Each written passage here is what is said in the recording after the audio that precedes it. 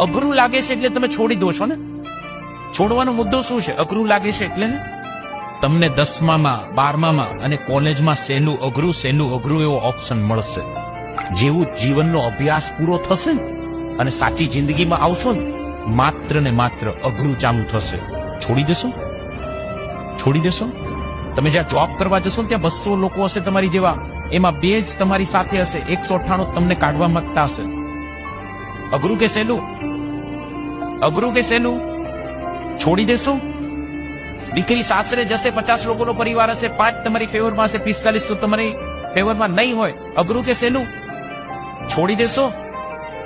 મકાનનું ભાડું ભરવાનું, લાઇટ બિલ ભરવાનું, પાણી બિલ ભરવાનું, વેરા બિલ ભરવાનું, છોકરાની સ્કૂલની ફીસ, બધા ખર્ચા કાઢવાના, મોંઘવારી, કોવિડ જેવી પરિસ્થિતિ ભવિષ્યમાં પાછી કોઈ આવે એનો સામનો કરવાનો, health issue, medical issue, physical issue, mental issue, social issue.